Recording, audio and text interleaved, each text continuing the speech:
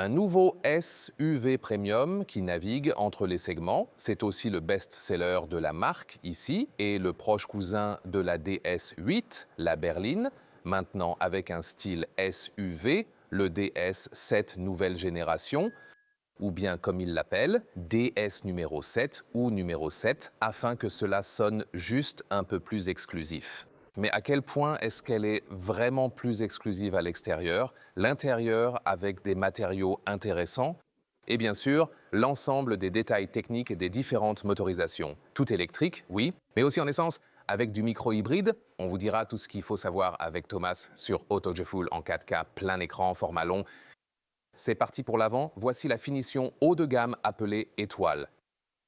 Et vous avez aussi cette calandre lumineuse, uniquement sur le haut de gamme. Le lettrage DS est aussi éclairé.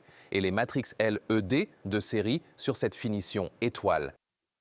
Verticale, cette signature lumineuse de jour. L'ancienne génération avait plutôt cette calandre de moteur thermique. Celle-ci a un look un peu plus électrique, on va dire ça comme ça, mais comme je l'ai dit, une version essence sera aussi toujours disponible. C'est une différence avec la DS8 ici dans le SUV. Par exemple, en France aussi, ils ont encore besoin d'un poids réduit car la taxation porte désormais plus sur le poids réduit des véhicules. Et c'est pourquoi l'hybride essence classique jouera aussi un rôle. Ensuite, ici sur le côté, on voit les plus grandes jantes du 21 pouces et le choix ici est un peu plus complexe du 19 au 21 pouces pour la version électrique. Et ce serait du 18 au 19 pouces pour l'essence. 48 volts MHEV. Vous voyez aussi ces passages de roues contrastés en noir. Et parlant de contraste, voici le gris palladium extérieur. Et vous avez ici le toit noir contrasté. C'est une option et c'est facultatif. Vous pouvez aussi avoir un capot avant noir contrasté qui sera également disponible. La longueur est de 4,66 mètres. Et c'est vraiment intéressant, ça se situe entre deux segments. Ils veulent donc placer ce modèle entre SUV compact et intermédiaire, selon les goûts européens. Entre un BMW X1 et un X3, c'est un SUV peu compétitif, côté batterie et presque côté taille, face aux Audi Q6 e-tron, BMW iX3 ou Mercedes EQE SUV, mais un peu plus court, assez proche du Smart Hashtag 5 Brabus qu'on vous a présenté plus tôt, mais vendu au prix d'une Audi Q3, d'une BMW X1, Mercedes GLA, etc. C'est donc leur concept. Et le concept de design est là, avec ce mélange de vertical et d'horizontal. Le style cristallin des feux arrière aussi. Donc, côté design, je pense qu'ils ont vraiment assuré un SUV superbe avec un style vraiment unique. C'est censé être le nouveau fleuron des SUV français pour tout le pays, en fait. Très intéressant. Un grand lettrage, DS. Automobile, quand je le dis, prononcez-le à la française. Et le numéro 7 qu'ils font est, encore une fois, un peu plus exclusif. Un grand, large contraste noir dans la partie basse. Et cela nous amène aux détails technologiques. Tout d'abord, si vous êtes ici dans cette finition haute opéra, vous avez la DS Active Scan Suspension. Ça pourrait être un mot allemand. En fait, ça scanne la route à l'avance et ça adapte la suspension en conséquence. Cette suspension adaptative est réservée à la finition haute. Comme c'est la version électrique, bientôt l'essence, la trappe de recharge est ici, côté conducteur à l'arrière. Grande trappe de recharge, mais manuelle, c'est cool. Et ça protège aussi un peu contre la pluie. Pourquoi pas? Trop compliqué avec l'AC, ils ont du 7,4, du 11 kW en option et même du 22 kW en option. Allez, mettez le 22 kW de série, c'est tout. C'est aussi plus simple pour les gars à l'usine, non? Mais au moins, le 22 kW est dispo et la charge DC est à 160 kW. Ce n'est pas le pic le plus élevé, mais leur courbe de charge est assez constante. Au bout du compte, ils annoncent un passage de 20 à 80% de charge en 27 minutes. Ce n'est toujours pas énorme, donc on passe de 10 à 80% de charge en plus de 30 minutes. La recharge n'est donc pas la plus rapide, mais elle abrite de grosses batteries.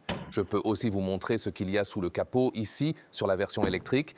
Les tailles de batterie sont soit la petite de 74 kWh net, soit la plus grande, plus intéressante c'est sûr, de 97 kWh net. Et ce sera très intéressant aussi pour l'autonomie. On a fait un test d'autonomie rapide avec la DS8, la sœur berline, un peu plus performante au niveau du coefficient de traînée, le CX.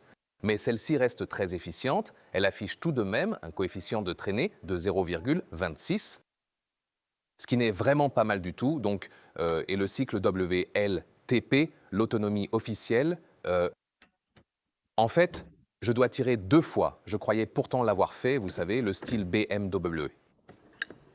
Ouais, maintenant ça devrait marcher. Donc, et avec l'iX8, on a pu obtenir une autonomie réelle sur autoroute à 130 km/h ou 80 miles par heure de 500 km ou 300 miles, et on peut s'attendre à quelque chose de similaire avec celle-ci, peut-être un peu moins avec la grosse batterie.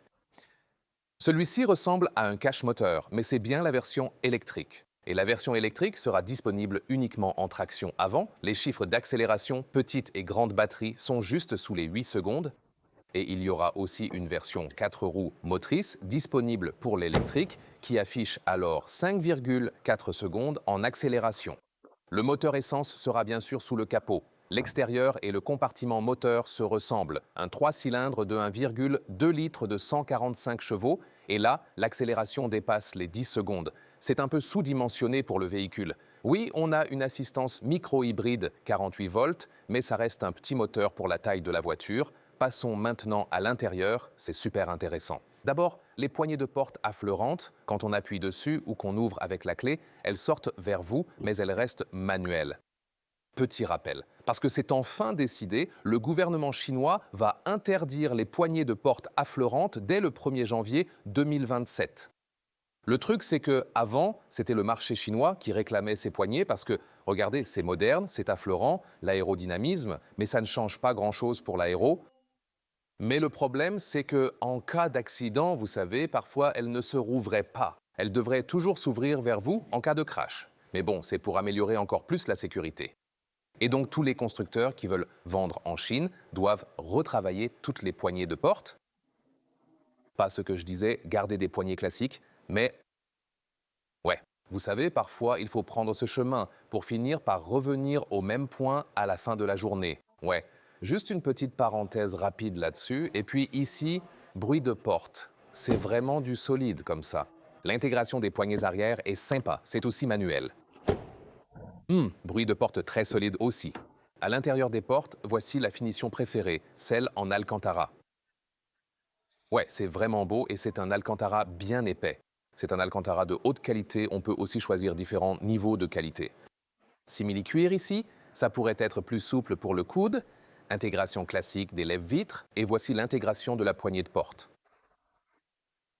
C'est, vous savez, une intégration invisible pour ainsi dire, et là, on voit une découpe laser pour ce système focal à 14 haut-parleurs.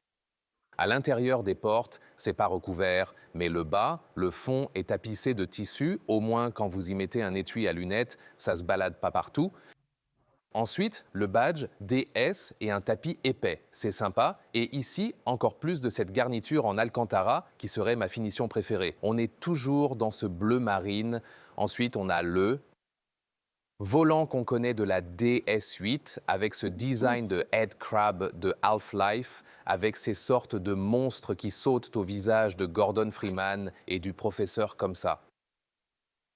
Ouais, certains d'entre vous m'ont fait la remarque d'ailleurs. C'était pas mon idée, c'est pour ça que je le dis maintenant. Et on a ces boutons capacitifs sur le volant, ils donnent au moins un certain retour, mais tout est cool dans ce ton bleu marine. Dans les finitions de base ou en Alcantara, le volant est sans cuir, vraiment doux et bien rembourré. C'est moelleux au toucher, vraiment cool. Ici, les sièges sont en Alcantara de série, tissu au centre et Alcantara sur les bords. En option, on peut avoir tout en Alcantara, même au milieu. On peut aussi voir des photos de la DS8 avec du cuir extérieur. Les deux sont très sympas. La différence majeure avec l'option Alcantara, vous avez aussi la ventilation pour les sièges en microfibre. C'est le top pour le confort thermique, car la ventilation passive est déjà meilleure et c'est encore mieux avec la ventilation active. C'est cool. Ce qu'on peut aussi activer, je vous montre ça sur l'infodivertissement. Ces sièges, avec le pack confort, incluent aussi un chauffe-nuque. Pas pour prévenir, mais bien pour chauffer. Un chauffe-nuque, quoi. Et là, on voit bien que c'est... Ouais, on le voit juste au-dessus du logo DS, qui est vraiment illuminé. Et voilà, c'est par là que l'air chaud sortirait. Je ne peux pas vous montrer ça, ou alors je mets le micro devant, vous pourrez l'entendre. parce qu'il fait plutôt chaud dans le studio ici. Oh, genre 27 degrés Celsius à cause de tous les projecteurs et du soleil dehors, même s'il fait froid à l'extérieur. Ça marche pas. Quand il fait pas moins de 21 degrés, du coup, ça marchera pas. Ouais, c'est vraiment une fonction super intéressante. Et le volant, de haut en bas, d'avant en arrière, on peut aussi le bouger tout comme ça. Et je vais vous en dire plus sur le cockpit dès maintenant. C'est donc ici que je fermerai la porte, puis je tendrai le bras, et ensuite... Mais je veux dire, ça va, en fait, c'est pas mal, vous voyez. C'est là que ce design discret fonctionne plutôt bien. On va dire ça comme ça. On est assis plus haut que dans la DS8, mais on a une position de conduite un peu plus, disons, typée berline si on compare au modèle précédent, la DS7. Je pense que c'est situé un peu entre les deux. Ouais, cette prise en main du volant, on s'y habitue, disons-le comme ça. Mais c'est aussi un peu différent d'un volant normal, c'est clair. Instrument numérique, plus de détails, comme ce revêtement en tissu, enfin, aspect tissu sur le tableau de bord, puis plus de garniture en alcantara. Intégration subtile de l'éclairage d'ambiance. Ensuite, ce style chrome brossé pour les éléments déco. Ils ont vraiment utilisé de beaux matériaux. C'est plutôt cool, le style intérieur, tout le cockpit est vraiment impressionnant, je dois dire.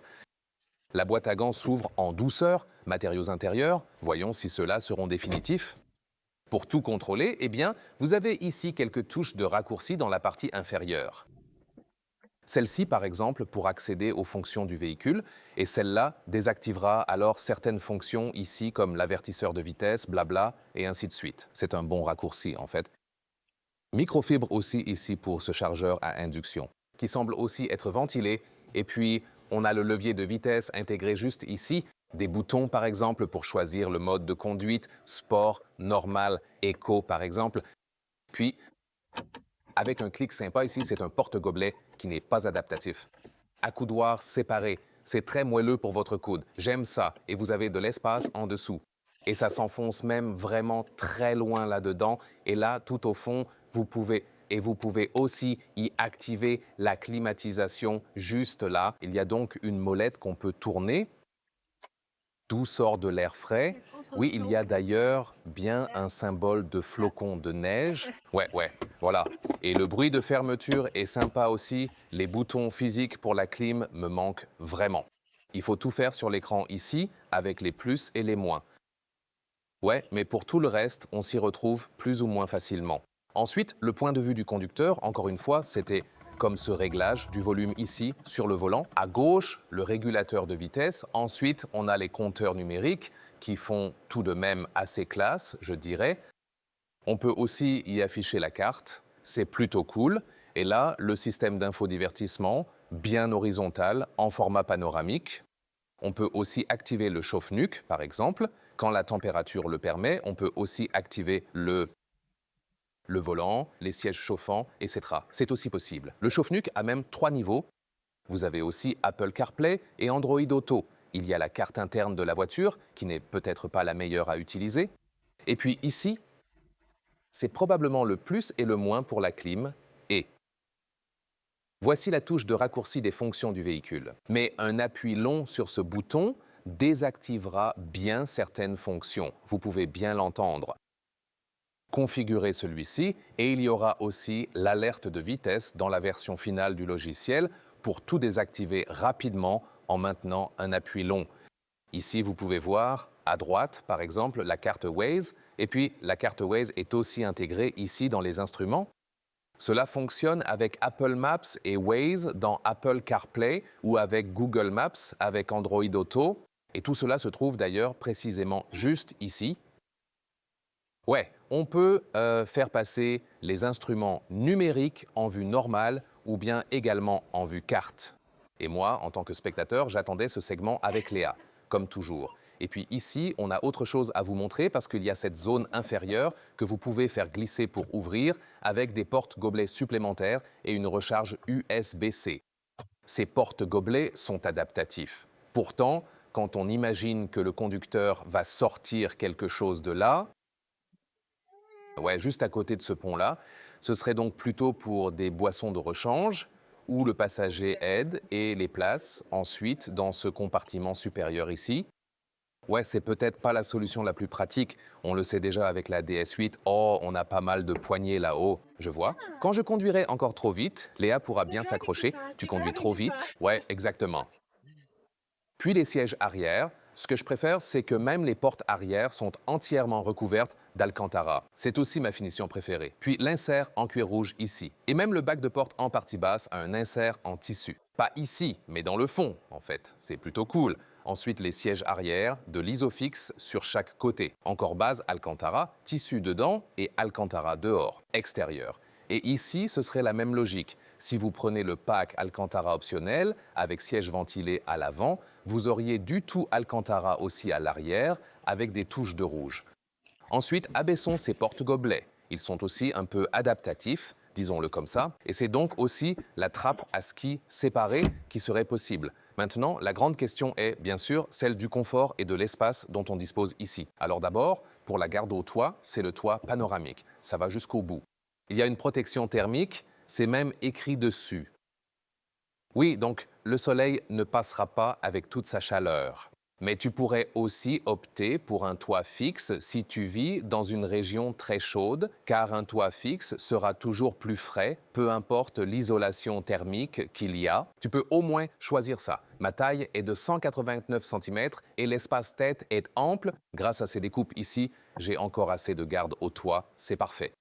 Ensuite, l'espace aux jambes, quand je conduis en tant que grand, ça marche aussi pour 4 ou 5 adultes de grande taille. Et vous voyez mes pieds. C'est un SUV, donc moins pire que dans la DS8. Mais mes pieds sont quand même déjà assez hauts. Mais comme c'est un SUV plus haut, contrairement à la berline DS8, ce serait plutôt comme ça. Les berlines sur plateforme électrique ont toujours ce souci. Il faut loger la batterie quelque part.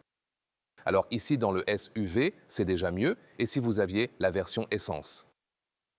À hybridation légère 48 volts, alors ces niches pour les pieds seraient 3 cm plus bas. C'est aussi bon à savoir, mais le plus cool, c'est qu'on est entouré d'Alcantara ici et le confort d'assise en soi est correct. Ouais, seul bémol, comme sur les VU, mes pieds sont un peu plus hauts, mais c'est bien mieux que dans le DS8 alors. Donc niveau confort à l'arrière, ce serait même un peu mieux si on compare l'ancienne génération du DS7, celle-ci a un empattement plus long. Donc il s'est allongé de 7 cm, soit 3 pouces.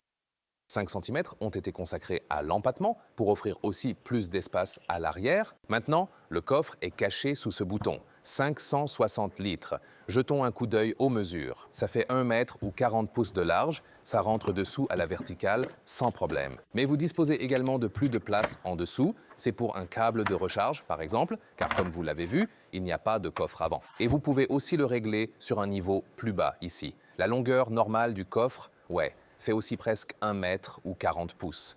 On peut aussi retirer ce dessus. Léa a déjà enlevé le premier pour me faciliter la tâche.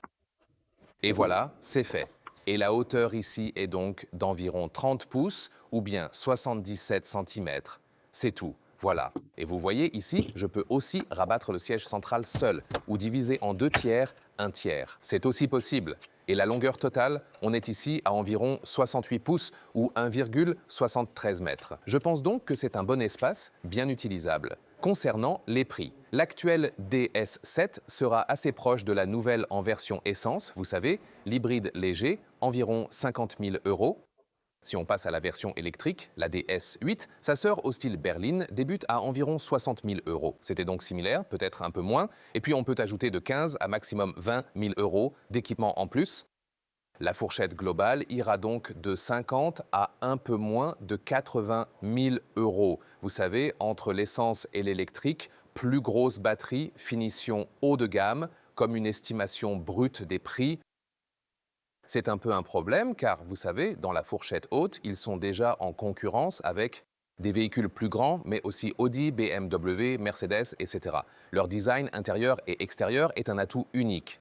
Ils ont aussi de bons matériaux, surtout la finition Alcantara, très réussie. Je choisirais sans doute l'Alcantara et siège ventilé, tout comme sur la DS8. C'est aussi dispo ici, comme je l'ai dit, juste pas sur ce modèle aujourd'hui, mais c'est sûrement le mieux d'avoir l'Alcantara ventilé, des sièges en microfibre ventilés. C'est vraiment unique.